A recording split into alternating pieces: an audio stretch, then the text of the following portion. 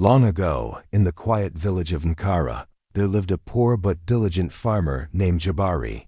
From the first call of the rooster till nightfall, Jabari worked his parched fields with bare hands and aching limbs, yet his efforts bore little fruit.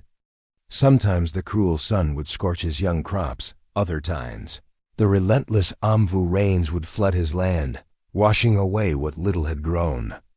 His clothes hung from his frame like worn rags, and his home was a crumbling mud hut with a straw roof that leaked in every storm.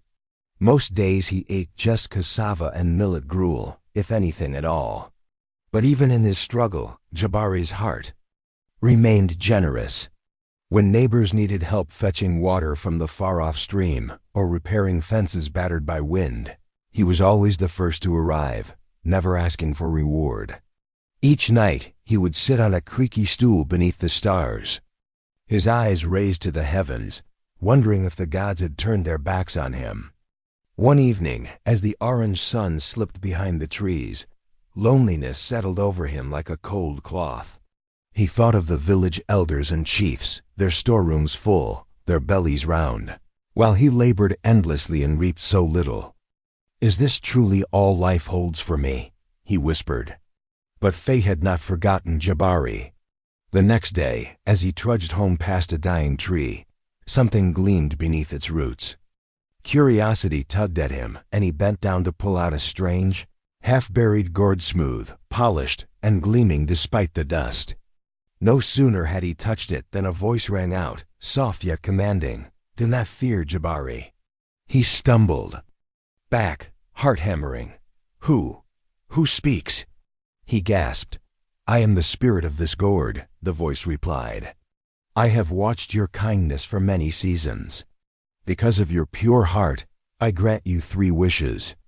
But be warned, each gift has a price. If you act with greed or pride, blessings will turn to curses." Jabari trembled, torn between hope and fear. "What must I do to earn them?" he asked. "The terms will be revealed at the moment of each wish," the spirit said. Still shaken, Jabari brought the gourd home and laid it carefully on his mat. That night, sleep wrestled with wonder in his mind. Should he wish for gold, a grand house, or land that bore fruit? At dawn, as roosters crowed, he sat beside the gourd and said aloud, "I wish for fertile land and thriving crops." The gourd shimmered, and the voice returned, "Granted, but you must give half your harvest to those in need." Without hesitation, Jabari agreed. Within weeks, his fields turned green, bursting with maize taller than a man and yams so large they needed 2 people to carry. His neighbors gasped in awe, and soon Jabari's name was on every tongue. He shared freely, baskets of food going to widows, orphans, and elders. His kindness brought admiration, and even the village chief sent word of praise. But as moons passed, a shadow crept into Jabari's thoughts. Whispers floated through the market, envy and doubt from those who once cheered. Jabari began to feel the weight of giving. "Why must I offer so much?" he muttered one evening. "I worked harder than them all." That small seed of resentment took root. As the next harvest came, heavy with bounty, Jabari looked at his granary, tempted to keep the finest for himself. "It's not fair," he said aloud, fists clenched. "Should I not enjoy the fruits of my labor?" And that night, as he lay beneath his reed ceiling, eyes wide open, the gourd sat silent at the corner of the hut, as if waiting to see what his heart would choose next. That night, Jabari tossed restlessly on his straw mat, his thoughts tangled. In guilt and doubt, the Calabash's warning echoing in his mind. Greed turns blessings into curses. Yet the bitterness in his chest only grew heavier. At dawn, with trembling hands, he divided his abundant harvest, but kept the larger share for himself, handing over only scraps to the poorest villagers.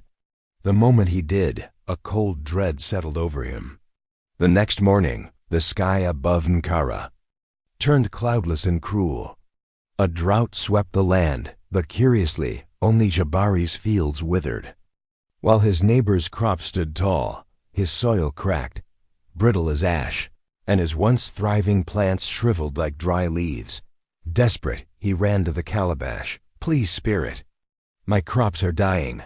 I was wrong," he cried. The voice answered, softer now but firm. "You broke your promise, Jabari.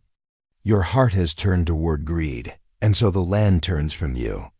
You still have 2 wishes, but beware, each will come with greater cost." Jabari, heart heavy with shame, nodded slowly. "For my second wish, I ask for wealth. Enough, that I may never till the earth again." The spirit responded coldly, "Your wish is granted. But should you use a single coin selfishly, all will vanish." The next day, a traveler appeared at Jabari's door, claiming to repay a long-forgotten debt. He handed over a sack bursting with gold coins. With it, Jabari built a grand house, adorned himself in fine cloth, and left the fields behind. The villagers gasped at his fortune, some in awe, others in envy. Yet again, temptation whispered in Jabari's ear. "Why not enjoy it?" he reasoned. "I earned this." One night, after a lavish feast for the village chiefs, Jabari pocketed the leftover coins, ignoring the warning in his heart. The next morning, he woke to silence. Every coin was gone. His mansion, once towering, had turned to rubble. He stood alone, dust covering his skin, no richer than the day he'd found the calabash. 2 wishes wasted. Jabari now had only one left. He sat beneath the great mpingo tree, where he first discovered the gourd, the cool shade unable to soothe the fire of regret inside him. What could he wish for that would not destroy him? His heart ached with the weight of his choices. Pride had brought him ruin, greed had stripped him bare, and now even his soul felt weary. For days he wandered the village, silent, avoiding every gaze, searching for clarity in the wind, in the earth, in the eyes of the people he once helped. The calabash remained quiet, watching, waiting. One golden evening, as the sun painted the stream in colors of flame and light, Jabari sat at the water's edge, listening to the gentle murmur of the current. It was here, long ago, that he used to rest after a hard day's work, when life was difficult but honest. He closed his eyes, breathing deeply, and the memory of simpler times softened the storm within him. The final wish still lingered on his lips, but this time it had to come from wisdom, not desire. Less burdened but still unsure, Jabari sat in silence until a familiar voice called gently from behind, "My friend," and as he turned, he saw Quaim, an elder from Nkara, approaching with calm steps and eyes that had seen many seasons. Quaim, known for his wisdom and warmth, sat beside him beneath the mpingo tree, and though they hadn't spoken much since Jabari's rise and fall, his presence felt like shade after harsh sun. "You are troubled," Quaim said, reading Jabari's face as easily as the lines on his palm. "Tell me what weighs your heart." Jabari hesitated, unsure if he should speak of the enchanted gourd and the wishes that had brought him joy and ruin. But something in Quaim's steady gaze loosened a knot in his chest, and so he confessed everything, every choice, every failure, every fear. The elder listened without interruption, his face serene, and when Jabari finished, Quaim nodded and said, "The heart carries heavy things, especially regrets. But the most important choices are often the simplest. You must ask. Not what your eyes desire, but what will bring your spirit peace."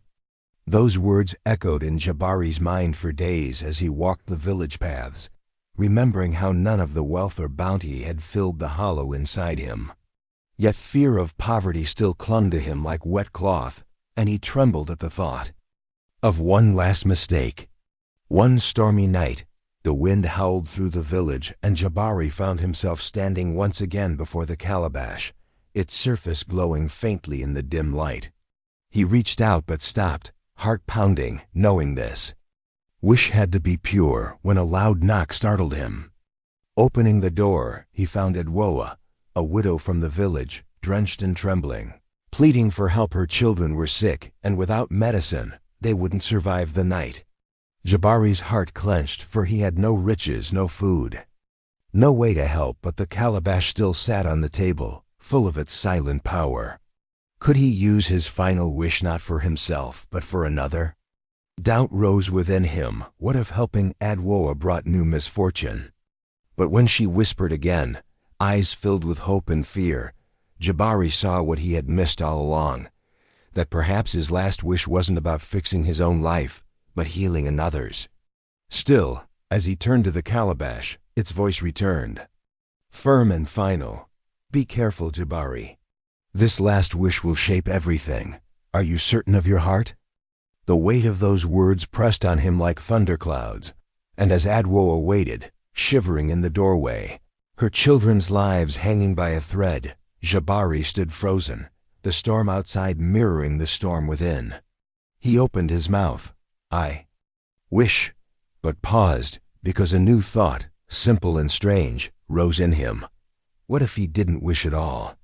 What if true power lay not in magic, but in sacrifice, in action, in choosing to give without needing a spell to guide him? And so Jabari stood still, the calabash quiet, its warning lingering, as he weighed one final choice, not of words, but of will. Could it be, Jabari wondered, that not wishing at all was the true key to peace, or would silence and inaction only invite another kind of disaster?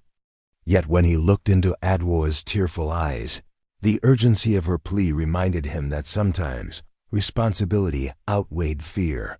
He couldn't stand by and do nothing. Stepping toward the calabash with trembling hands, he whispered the words that had taken root in his heart. I wish for health, for Adwoa's children, and for all the children of Nkara to be strong, safe and free from sickness. The room fell into a stillness so deep that even the rain outside seemed to hush.